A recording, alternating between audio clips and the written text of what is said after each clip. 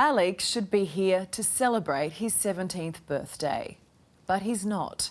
His parents trusted the NDIS to look after him for the night, but their boy never came home. And 6 years on, no investigation, no justice. Smile, smile. Alex was absolutely one of a kind. Even though that his diagnosis was autism and intellectual disability, he was actually very, very clever. Oh, no piggyback, no. He's always on my mind, and he's missing out on all the things that he should be doing.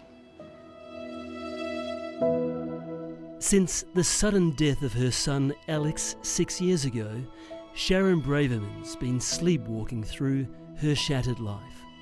I'm just so angry all the time. I don't know what to do with myself. I don't know what to do.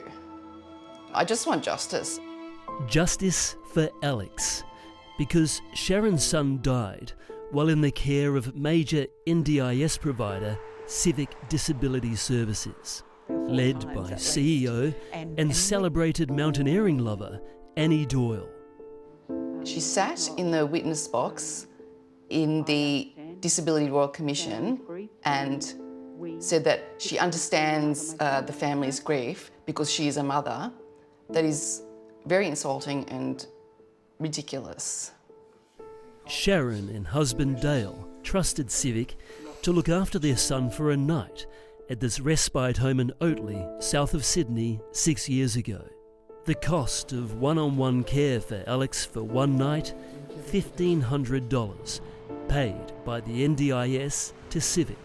I couldn't believe it. The first thing I said to Sharon was, what is he going in a limo or something? It was the last time they saw their boy alive. Civic was made aware of Alex's habit for absconding. Still, he managed to climb through a window and over a low fence. Half an hour later, the non-verbal 11-year-old was found dead on railway tracks, struck down by a train.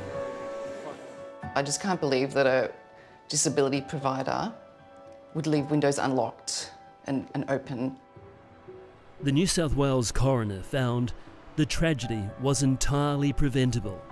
He blasted Civic Disability Services and boss Annie Doyle for failing to provide adequate care for Alex. The coroner recommended Civic no longer care for children under 16 years of age. That slap on the wrist hasn't appeared to have dented Civic's bank balance. Last year, it reported a total revenue well in excess of $65 million.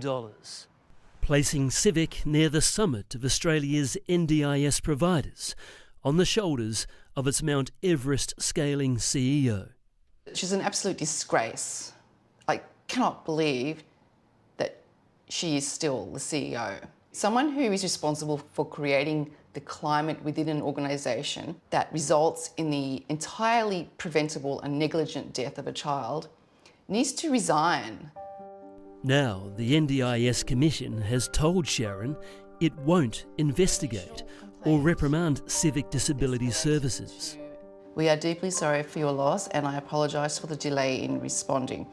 The NDIS Commission broke the news to the grieving mum in an email on the 6th anniversary of her son's death. How do you feel when you read that? If anyone from the NDIS or who is complicit in sending me this disgusting reply, you're a bloody disgrace and you make me sick. You make me sick. The NDIS told Sharon that Civic Disability Services is demonstrating its compliance obligations as a registered provider. It's almost like they're killing me as well. It's not enough that Alex was killed, now I'm being killed by this just complete inaction and apathy by the government.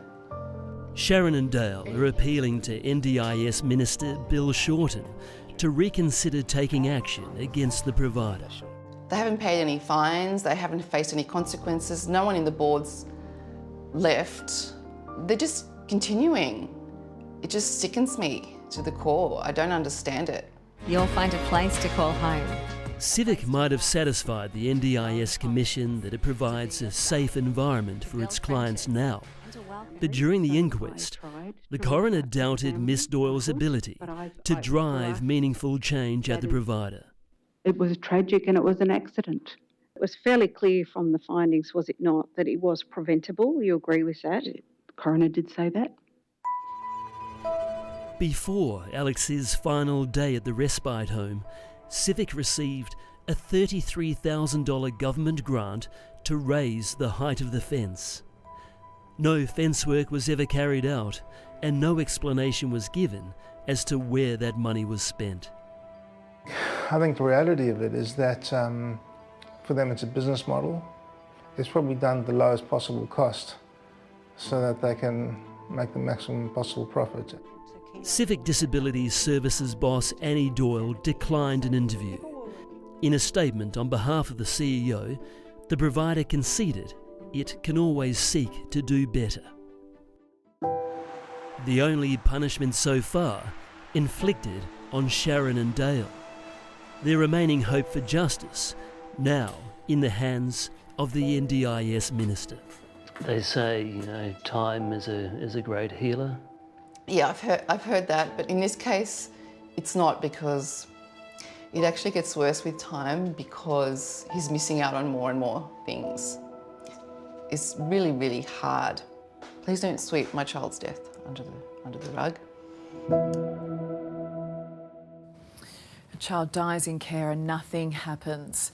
Bill Shorten's office says the minister asked the NDIS what could be done, but was told it doesn't have the legal power to act. And we wonder why the NDIS is broken. Surely Alex and his parents, well, they deserve better.